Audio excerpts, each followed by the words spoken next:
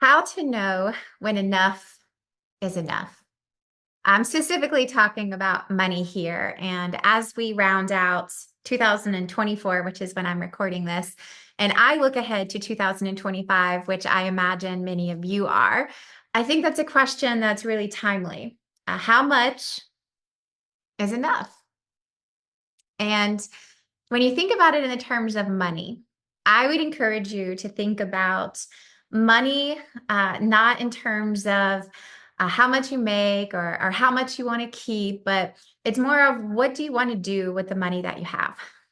And I'm in a lot of different circles with friends, family, different business owners, entrepreneurs, even just conversations in the Brand Builders Group community, and even just conversations with the team at Brand Builders Group. And I have never met anyone ever who has said, no, I don't want to make more money.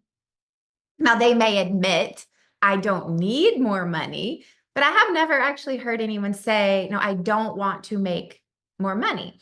But I have also heard the following statements or sentiments simultaneously, which is, why do I always feel the need to make more? How do I know when enough is enough? And what ultimately is this magical number that would make me feel financially secure? And I think that's a really good question for all of us. And one of the things that I have been spending a lot of time thinking about is, you know, I don't think anyone is asking the question, how much am I spending? As much as we are asking, how much do I want to be making? Or how much do I think I need to be making? But spending and making have a really big correlation. And I believe that for most of us. Now, this is in a very above the poverty line conversation here. I know that there are many people in poverty who are going, no, I need to make more money. This is not about spending. I cannot afford groceries. I am not speaking to that group of people in this particular conversation. That is a different need. That is a different conversation. But for the rest of everyone who specifically lives in the United States, right, you are already making more than the majority of the entire world just by living here. And the average salary in the United States is $48,000. If you're making more than that, then you are already making more than the average American. If you make over six figures, you are already making more than almost 50% of the average American. And yet, we have this question of enoughness and making more. And have we actually ever stopped and asked ourselves, how much am I spending? And is that an area I need more control over versus always the desire of more? And I don't think wanting more is bad. Don't hear what I'm not saying. There are many things that I think having more of is awesome. I think making more money is a good and powerful thing. I want to make more money, but I don't want to ever be in a position that making more creates less time for my family. I never want making more money to pull me away from the work that God has me to do. I never want to be making more money so that I have no peace and no rest because I've said yes to every single thing in an effort of making more, and yet I have no time for my husband, my children, myself, the Lord, friends.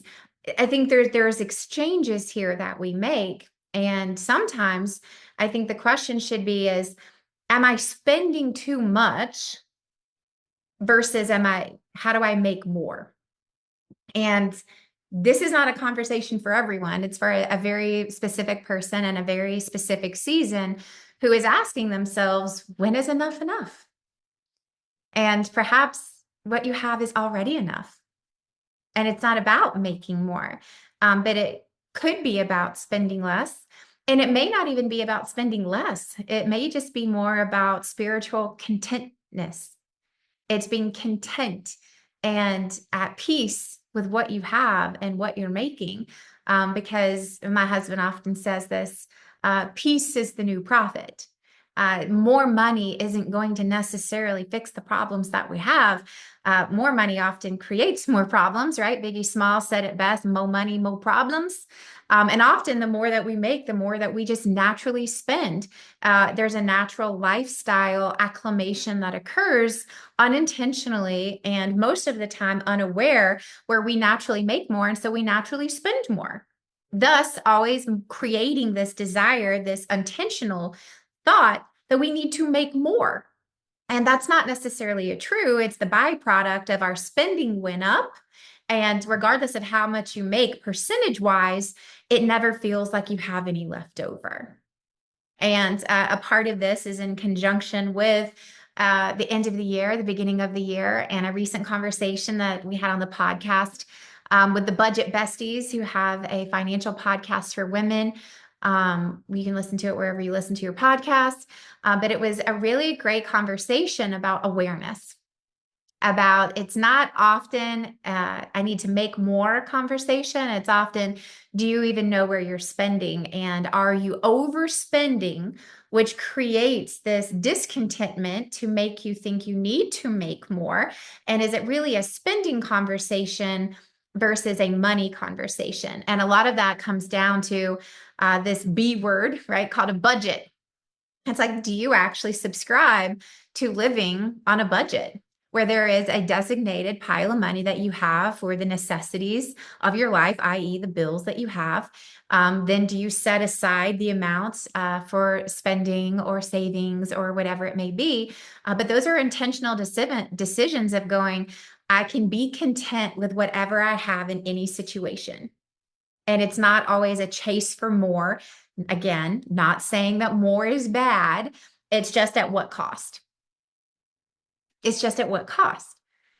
And I want to reiterate, I want more. I want more for our team and for our clients, but not at the cost of peace and joy and time and health and family and friends. It's an exchange of, you can actually have more by simply deciding to spend less. That's an exchange of going, man, it depends on what you want more of. I also believe in the concept of die with zero. I believe that when, I go to the grave, I don't want anything left over. I want to see the fruits of my labor put to work and whatever I choose to invest it into. But I think these are decisions of going, like, how are we using and investing the money that we make in a way that brings more peace, not just more dollars in a banking account, because that ain't going with you. And it's not that you shouldn't have reserve savings. You should have emergency funds. I believe in all of those things. And also, this is a decision of going, I am the authority. I am the authority over money in my life. Money is not the authority over me. Money does not dictate the decisions I make. I dictate the decisions and then choose how to use the money I have. And many of us will make financial decisions that will take up 60% of the waking hours of our life. That's called a job. That's called a career. Most Americans, if you work 40 hours a week, many of you will work more, but if you work 40 hours a week with the standard American 2-week vacation, then you will spend 60% of your waking hours at work. Do you love it? Do you love your team? Do you love what you do? Do you love the work? Do you love your clients? Do you love your employer? Do you love your employees? Because you're spending 60% of your time with them pre-retirement. You better. Like, what's all this worth? Right? And I think those are the exchanges. Like, what if you were making a ton of money and loved all of that? It's great. But what if you were making a ton of money and were miserable? What if you were not making a ton of money, but loved your work and were happy? It's like, are those exchanges that we're willing to make? And I think all of that really comes down to, it's like, what do you want? And I don't mean things. I'm not saying this is the, American dream, 2-story house with a picket fence, right? A dog and 2.5 kids or whatever it is. I'm not saying that. It's like, I'm not talking about things. I'm talking about, like, do you want extra time? Do you want more peace? Do you want less stress? Do you want better relationships? Do you want better health? Like, what are the things that you really want? And then what are you doing to get those things? And I cannot say this enough, but I'm going to say it one more time. Making more money is not a bad thing. It's a good thing. It's a necessary thing. It's about what we do with that money and how we let it rule over our hearts that can be a bad thing. Not always, but sometimes. It's just, are you in control, or is it in control of you? Is it forcing you to make decisions that are out of alignment with who you are and what you want? And I think that is a question of, when is enough enough? And I think all of us have to come to terms with, do I really need more money, or do I need something else? Right? Do I need more purpose, more fulfillment, more time, more peace?